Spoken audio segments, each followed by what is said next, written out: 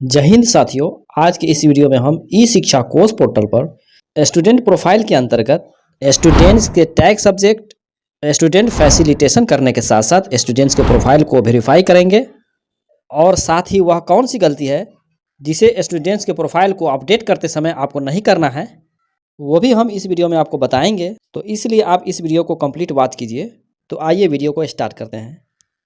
Student profile के अंतर्गत students के टैग सब्जेक्ट और स्टूडेंट फैसिलिटेशन करने के लिए अपने मोबाइल के किसी भी इंटरनेट ब्राउज़र में आप जाकर और गूगल में आपको ई शिक्षा कोर्स टाइप कर लेना होगा और ई शिक्षा कोर्स टाइप करके आपको सर्च कर लेना होगा। सर्च करने के बाद अगला स्क्रीन आपको कुछ ऐसा दिखाई देगा। यहाँ देखिए e-shiksha-course.bihar.gov.in ये ई शिक्षा कोर्स का ऑफिशियल वेबसाइट का लिंक है। तो आप इस लिंक पर क्लिक करेंगे। तो जैसे ही आप लिंक पर क्लिक करेंगे तो अगला स्क्रीन आपके सामने ऐसा दिखाई देगा। ये ई शिक्षा कोर्स का लॉगिन पेज है। तो यहाँ पर यूज़र टाइप में आपको स्कूल को सेलेक्ट कर लेना होगा और स्कूल को सेलेक्ट करने के बाद आपको इस बॉक्स में अपने विद्यालय का यूडीआई कोड डालना है और उसके नीचे यहाँ पासवर्ड को फिल कर देंगे और उसके नीचे मैथमेटिकल कैप्चा है, इसे आप सॉल्व करके इस बॉक्स में फिल कर देंगे और उसके बाद यहाँ आप साइन इन पर क्लिक करेंगे। तो इतना करते ही आप अपने स्कूल आईडी से ई शिक्षा कोर्स पर आप लॉगिन हो चुके हैं। लॉगिन करने के बाद आपके सामने ऐसा पेज दिखाई देगा। यहाँ डैशबोर्ड पर आपको कई सारा ऑप्शन दिखाई देगा। तो यहाँ पर आप स्टूडेंट वाले ऑप्शन पर आप क्लिक करेंगे। क्लिक करने के बाद आपको ब्लैंक पेज दिखाई देगा। तो यहाँ आप इस 3 लाइन पर क्लिक करेंगे।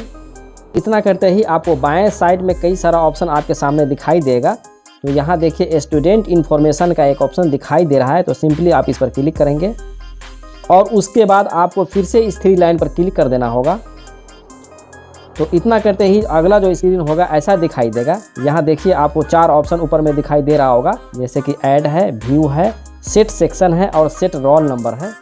तो सबसे पहले आप व्यू वाले ऑप्शन पर आप क्लिक करेंगे। अब व्यू पर क्लिक करने के बाद आपको नीचे आना होगा।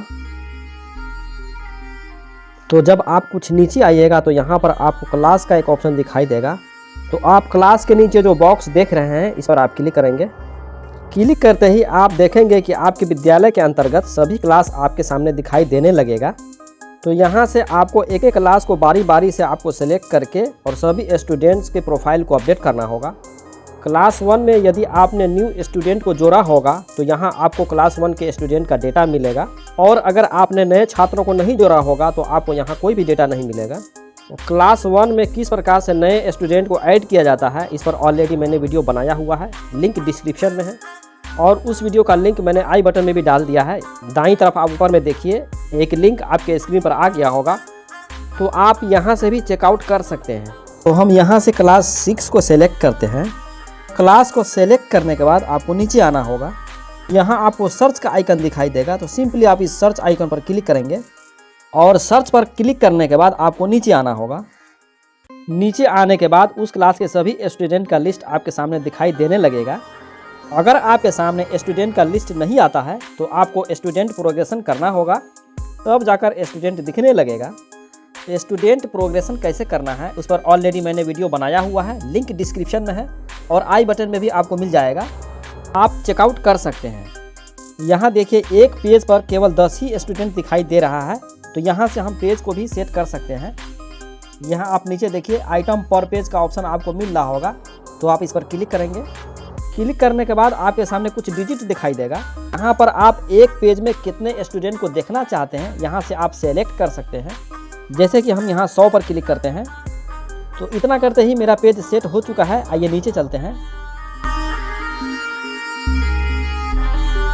तो यहाँ देखिए इस क्लास में टोटल 90 स्टूडेंट ही है, इसलिए यहाँ हमें 90 दिखा रहा है। तो इस तरह से आप अपने इच्छा अनुसार पेज सेट कर लेंगे। अब हम लोगों को यहाँ पर क्या करना है, आइए ऊपर चलते हैं।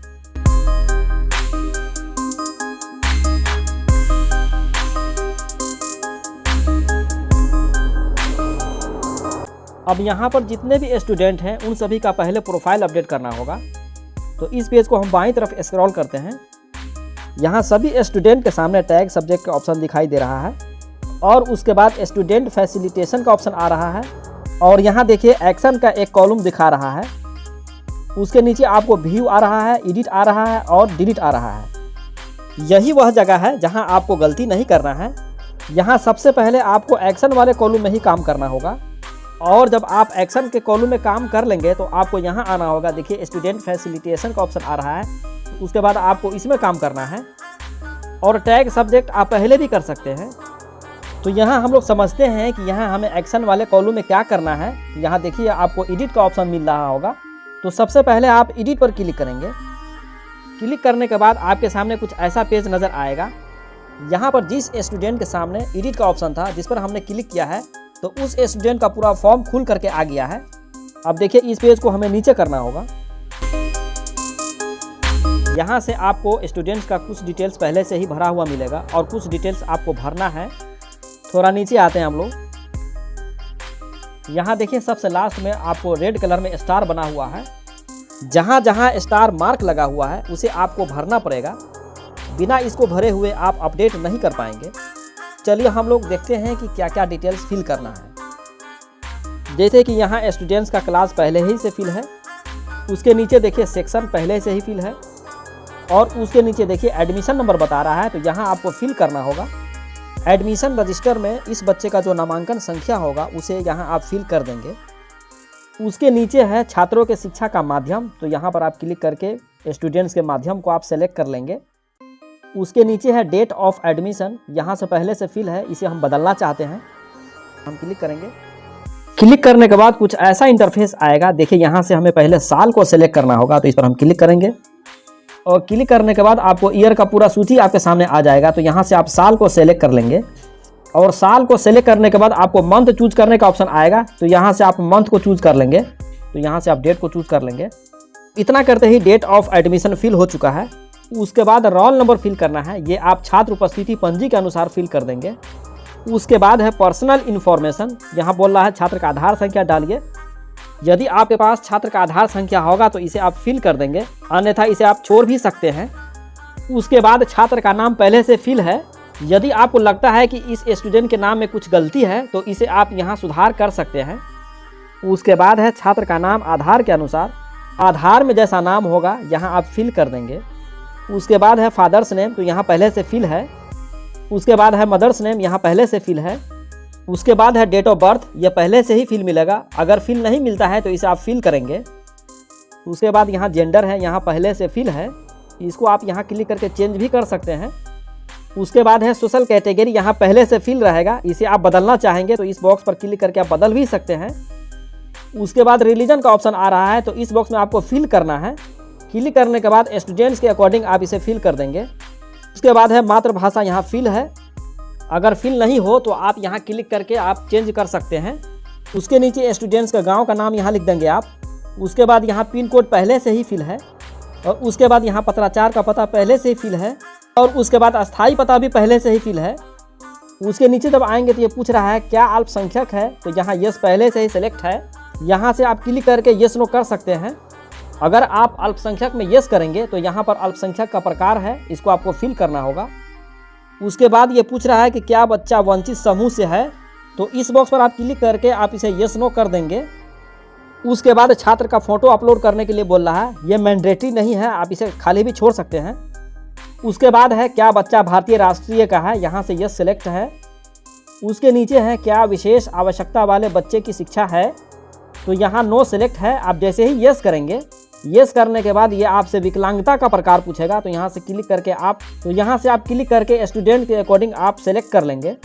तो मेरे केस में ये स्टूडेंट्स विकलांग नहीं है, तो हम यहाँ नो करते हैं। उसके बाद ये पूछ रहा है कि क्या इस बच्चे की पहचान स्कूल से बाहर के बच्चे के रूप में की गई है, यहाँ नो सेलेक्ट है। उसके नीचे पूछ रहा है कि क्या बीपीएल लाभार्थी हैं, यहाँ नो सेलेक्ट है। अगर स्टूडेंट्स का परिवार बीपीएल के अंतर्गत आता होगा तो आप यस कर देंगे, अन्यथा नो पर ही रहने देंगे क्लिक। उसके नीचे पूछ रहा है कि क्या आर्थिक रूप से कमजोर वर्ग है, यहाँ यस नो आपको करना है। उसके नीचे पूछ रहा है कि क्या अंत्योदय अन्य योजना आय लाभार्थी है, यहाँ से आप यस नो कर देंगे।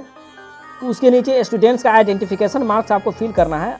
अगर कोई विशेष पहचान होगा तो इसे आप फिल कर देंगे, अन्यथा इसे आप खाली भी छोड़ सकते हैं।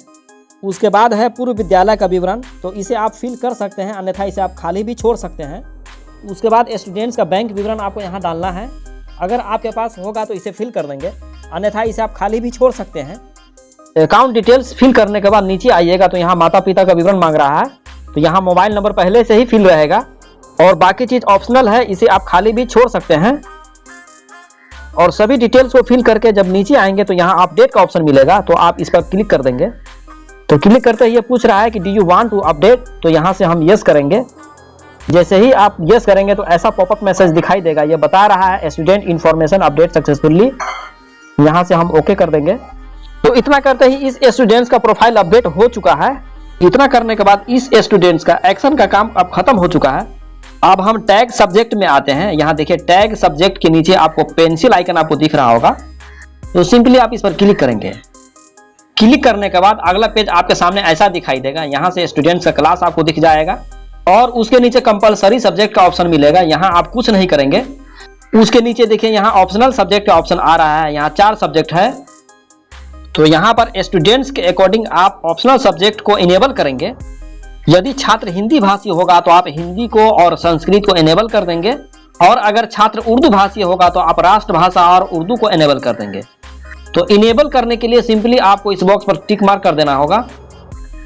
बच्चों के टैग सब्जेक्ट को इनेबल करना इसलिए जरूरी है क्योंकि अभी सितंबर माह में स्टूडेंट्स का अर्धवार्षिक परीक्षा हुआ है। उस परीक्षा के रिजल्ट को ई शिक्षा कोश पर अपलोड करना है। रिजल्ट को अपलोड करते समय हिंदी, उर्दू, संस्कृत और राष्ट्रभाषा का नंबर बिना टैग सब्जेक्ट किए हुए आप नहीं फिल कर पाएंगे। स्टूडेंट्स के अर्धवार्षिक परीक्षा के रिजल्ट को किस प्रकार से ई शिक्षा कोश पर लोड करना है, इस पर ऑलरेडी मैंने वीडियो बनाया हुआ है, लिंक डिस्क्रिप्शन में है और आई बटन में भी आपको दिख जाएगा, तो आप चेकआउट कर सकते हैं। जब आप ऑप्शनल सब्जेक्ट को इनेबल कर देंगे उसके बाद आपको सबमिट का ऑप्शन दिखाई देगा, तो सिंपली आप सबमिट पर क्लिक करेंगे। तो इतना करते ही ये पूछ रहा है do you want to submit, तो हम यस करेंगे।